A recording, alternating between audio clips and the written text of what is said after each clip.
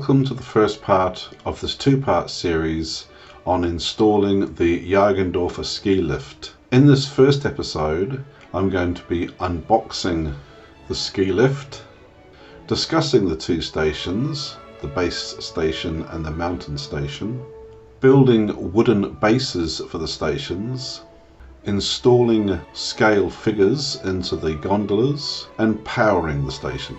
So let's get into it. So starting with the unboxing, we have the mountain station on the right and the base station on the left. I'll give more details on each later. The package comes with 6 gondolas. You can buy additional ones if you like.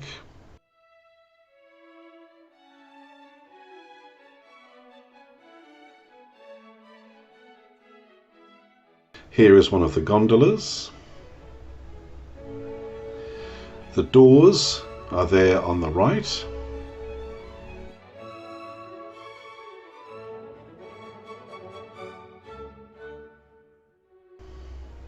We can disassemble the gondolas.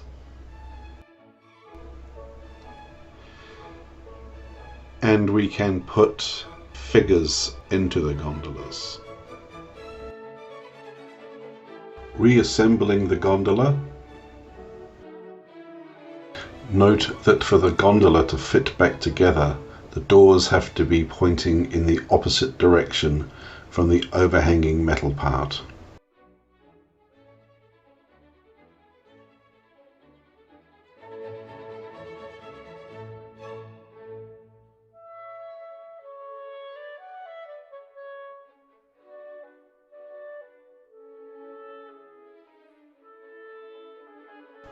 Here is the power cable that connects power between the two stations.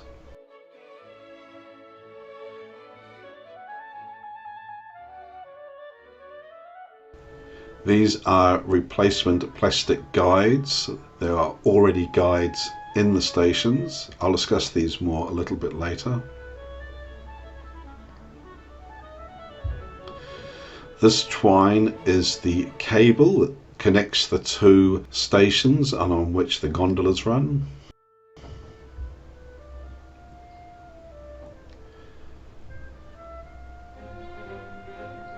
And this is an extra tower that you can erect between the two stations.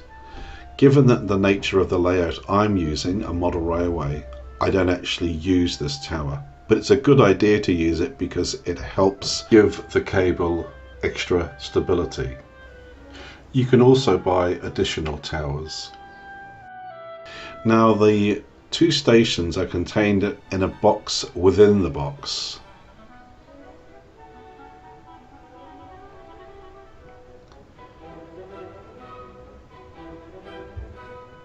And they are in fact screwed into this inner box, as you can see here. 4 screws for each station.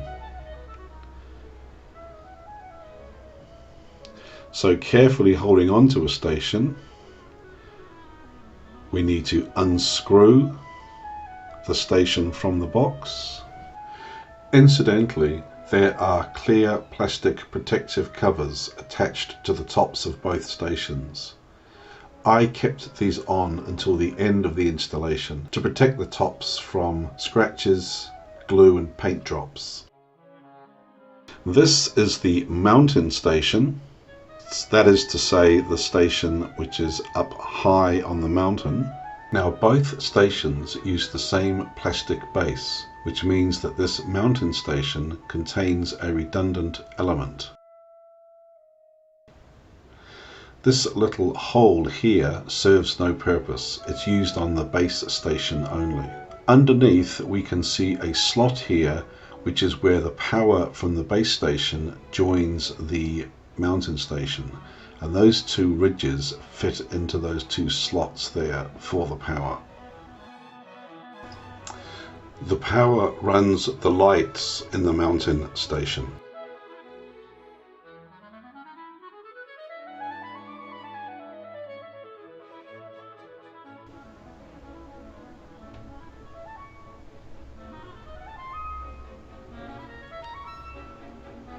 These are the two guides which I mentioned before. Those are replacement ones. They tend to slip out very easily, and so I decided to simply glue the existing ones into place.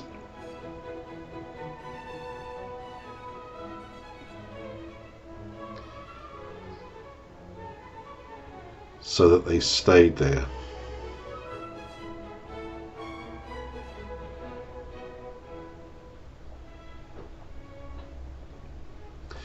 I'm now taking out the base station, the one that is down in the valley.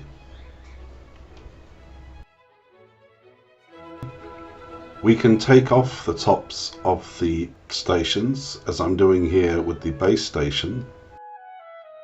Be very careful doing so because it's attached to power, as you can see here. This is powering the lights, so you need to remove that. There are the lights there. 1, 2.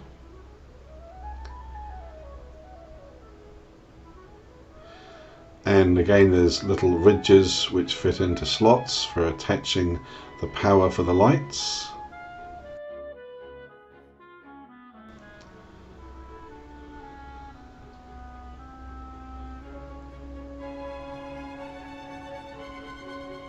This is what's called the bull wheel, and the cables run around it. The base unit receives power.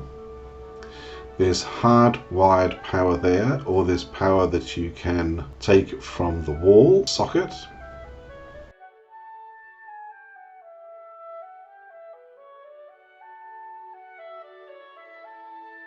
There's also a little bit of the circuit board here which can be removed and a digital decoder put in its place. If for any reason you do remove this little unit, don't put it in upside down, which is as I'm doing here, where it's all green. It fits in, but the ski lift will not operate.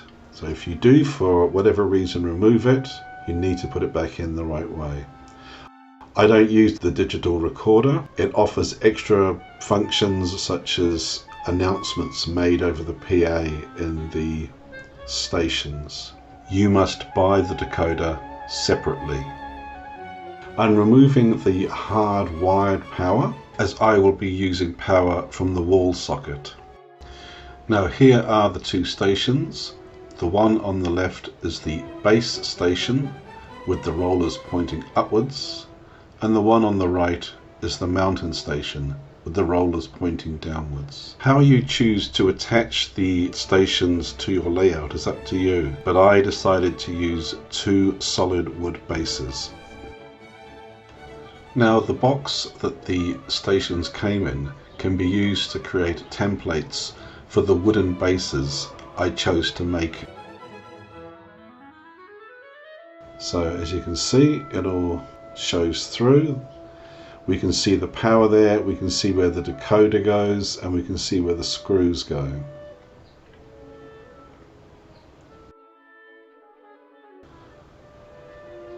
We can simply unfold the box, cut out the bottom part,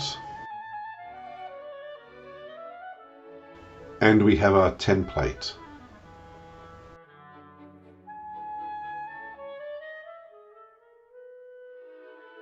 And that way points forwards for the station. Make sure that the brown cardboard side is directly underneath the station.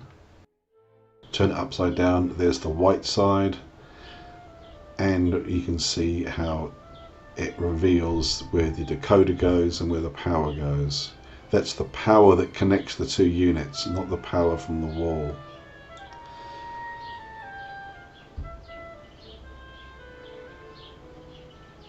So I take a piece of plywood, cut it out to the measurements of the station, file it, smooth the edges,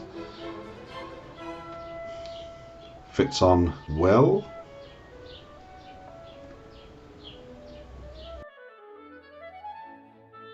Attach it to the template.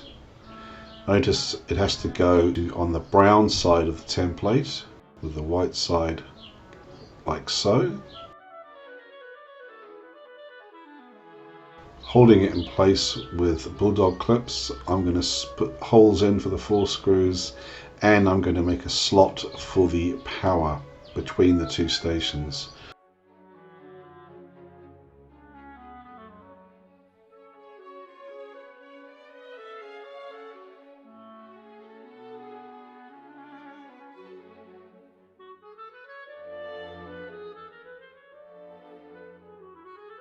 So there are the 4 holes drilled and a slot for the power connecting the stations. In fact, I subsequently found that that slot is too small and it's hard to manipulate the power into place. And so in the end I made the slot much bigger, going to the edge of the base like that, to give myself more room to manipulate the power cord.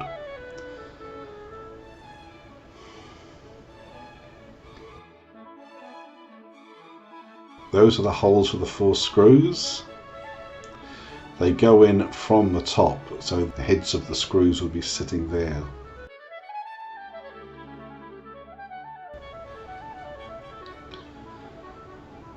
Two shorter screws for the front of the station and 2 longer ones for the back of the station. Screw them in.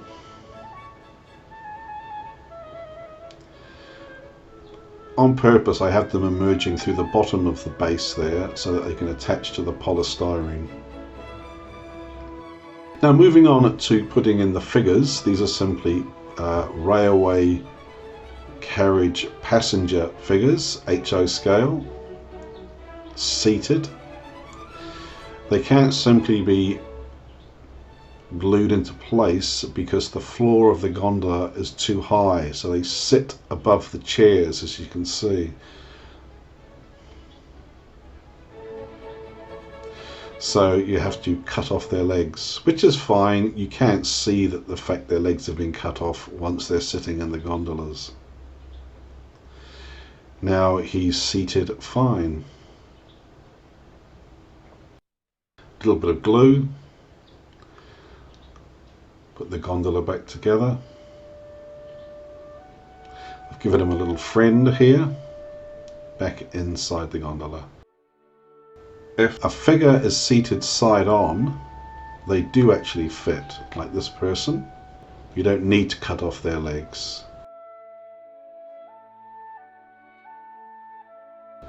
Also, children fit fine. So here the mother has her legs removed, but the child sits intact.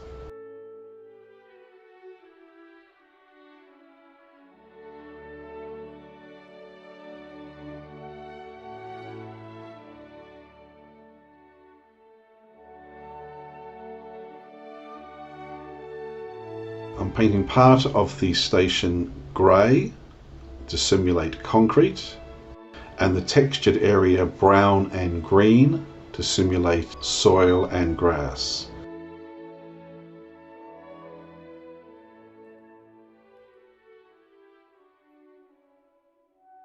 And there are the 2 units painted. This is the power I used.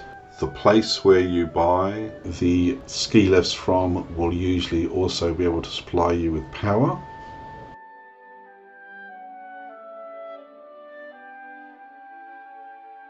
If you are attaching the power cable to a multi-box, you will need a multi-box with an on-off switch, because there is no on-off switch on the ski lift. Switching it on, off.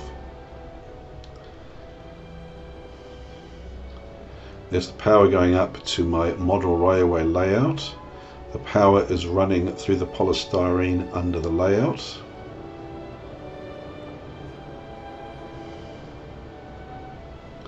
And emerges there where the base station is going to be located. The power cable connecting the base station to the mountain station is running under the layout through here.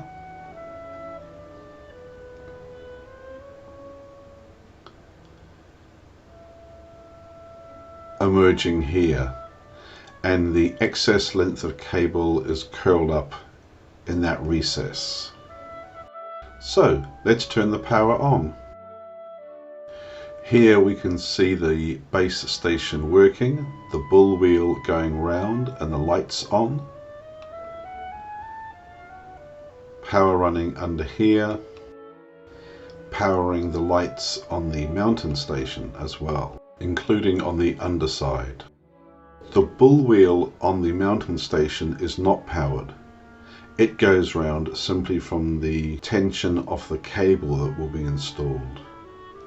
Well, that completes the first part of this two-part series on installing the Jägerndorfer ski lift. Please like and subscribe, and we'll see you in part 2.